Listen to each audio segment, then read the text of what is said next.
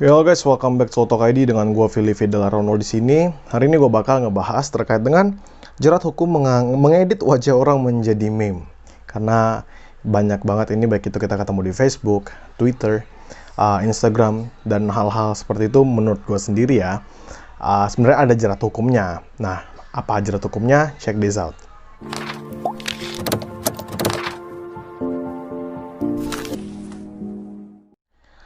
Sebenarnya kalau kita lihat ya terkait dengan editan ini, dia masuknya delik aduan. Apa itu delik aduan? Delik biasa nanti gue akan bahas, tapi dia pasti masuk delik aduan. Kenapa? Karena tindak pidana mengenai pengeditan foto menjadi bahan candaan, meme seperti itu sebenarnya masuk dalam penghinaan, begitu.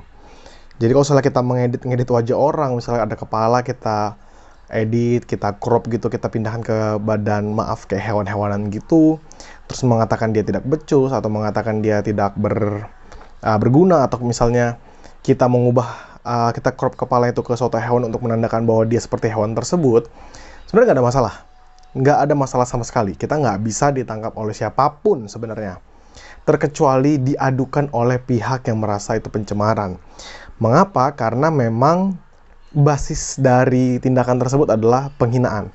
Jadi pidana yang dikenakan juga adalah tentang pidana penghinaan. Nah, maka jika kita tahu delik aduan, seseorang yang mengedit wajah orang lain untuk jadikan meme itu dapat dipidana atas dasar tindak pidana penghinaan.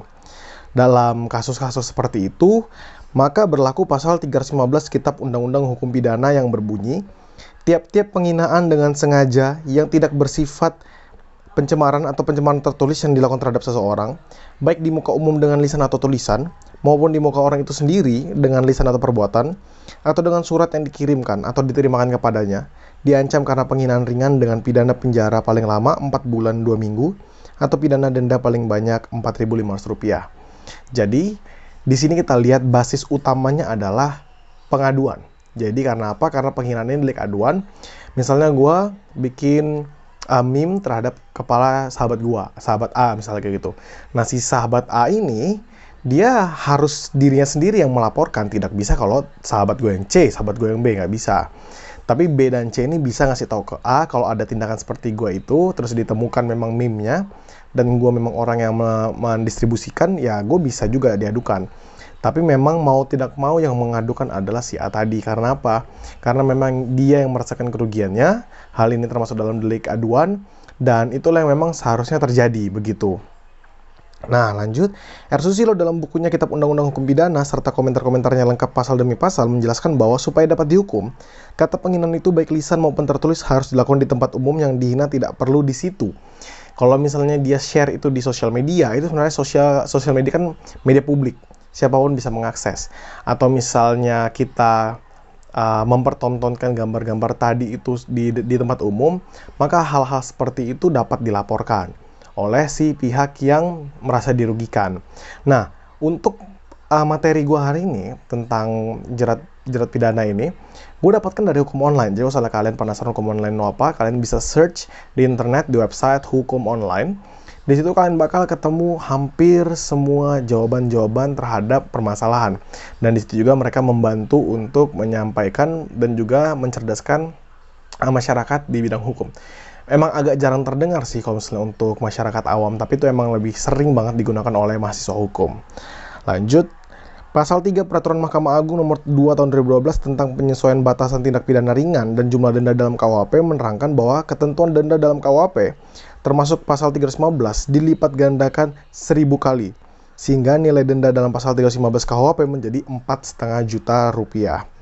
Nah, menyangkut soal perbuatan pencemaran nama baik, secara esensi penghinaan, yang mana termasuk perbuatan pencemaran nama baik, merupakan perbuatan menyerang kehormatan atau nama baik seseorang, sehingga nama baik orang tersebut tercemar atau rusak. Tercemar atau rusaknya nama baik seseorang secara hakiki hanya dapat dinilai oleh orang yang bersangkutan. Demikian antara lain yang dijelaskan oleh penulis lainnya juga di dalam hukum online. Maksudnya adalah, ya orang yang boleh melaporkan nih orang yang bersangkutan yang merasa dirinya dicemarkan. Karena kita nggak bisa ngomong, wah ini anggap aja ada jokes tentang diri gua gitu. Kayak lo waktu kayak A, B, terus foto gua di crop dijadikan meme misalnya. terus mengatakan kayak, wah ini sebenarnya fitnah, wah ini sebenarnya pencemaran nama baik kayak gitu. Sebenarnya yang bisa tahu itu pencemaran nama baik atau tidak itu gue ngerasa kayak, ini mah orang-orang mengkritik, oh ini menyampaikan pendapat, oh dia ingin berupaya untuk mencari perhatian saya misalnya, dia mencari perhatian gue.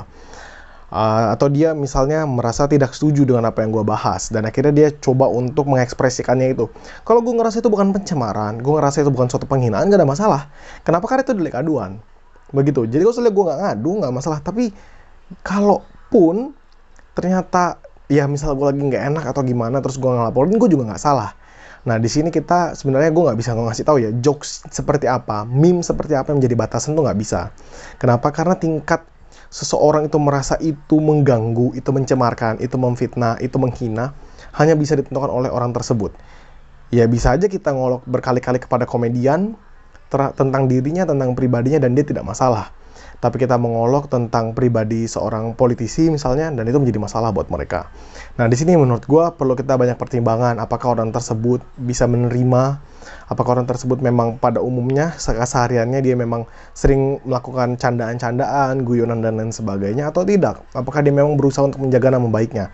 Nah itu perlu kita ketahui, perlu kita search terus menerus ya, kalau misalnya kita mau mencoba untuk turun dan mengedit seperti gambar-gambar tadi dijadikan meme seperti itu. Nah, keterkaitan dengan delik lain sebagai informasi tambahan, terlepas dari hukum pidana penghinaan, pelaku juga berpotensi dijerat undang-undang yang menyangkut hak cipta. Foto muka orang tersebut merupakan karya fotografi dengan objek manusia yang disebut potret dan termasuk karya fotografi menurut Undang-Undang Nomor 28 Tahun 2014 tentang hak cipta. Setiap orang yang melakukan pengumuman potret tanpa persetujuan tertulis dari orang yang dipotret atau ahli warisnya dipidana dengan pidana denda paling banyak 500 juta. Penjelasan ini sebenarnya kalian bisa cari lagi di internet terkait hak cipta itu. Tapi kan penggunaan tadi dia ambil atau dia coba untuk pakai tanpa sepengetahuan dari pihak yang memang pihak yang bersangkutan. Makanya bisa dikenakan denda tadi. Nah, di sini juga ada tambahan dari pendiri Indonesia Cyber Law Community, Teguh Harifyadi, menjelaskan bahwa karena tidak ada unsur menuduh suatu perbuatan seperti yang tercermin dalam pasal 27 ayat 3 Undang-Undang Nomor 19 Tahun 2016 tentang perubahan atas Undang-Undang Nomor 11 Tahun 2008 itu tentang transaksi elektronik sebagai pengejawantan dari pasal 310 dan pasal 311, maka pasal yang tepat jika kita mau menjatuhkan seseorang ya, kan 310 311 kan pencemaran nama baik, bentuknya kayak fitnah gitu. Nah, itu katanya yang paling tepat adalah pasal 315 terkait dengan penghinaan. Nah, jadi menurut gua kalau misalnya ada ada kasus-kasus seperti itu, ya nggak ada masalah. Yang penting kalau misalnya dia bisa mentoleransi, tidak masalah. Kalau memang dia tidak bisa mentoleransi atau itu berlebihan, bisa dilaporkan kepada polisi dan juga masuk dalam delik aduan. Nah, selama belum masuk ke dalam ranah pengadilan, kita masih bisa mencabutnya lagi. Kalau memang ada mediasi, kita udah ketemu sama beliau, kita udah ngobrolin baik-baik, dia udah minta maaf misalnya, terus kita udah memaafkan, semua selesai, nah itu nggak masalah. Makanya jangan terlalu banyak bermain-main dengan edit-editan, apalagi yang memang berunsur ingin mencemarkan, menghina dan lain sebagainya. Dan coba untuk embrace diri sendiri biar kita tuh tahu loh bahwa setiap tindakan yang kita lakukan tuh ada jerat pidananya begitu. Oleh karena itu kalau kalian punya pertanyaan silahkan komentar di bawah, dan juga apapun yang kalian ingin diskusikan, mari kita diskusikan bersama. Kalau begitu, salam demokrasi.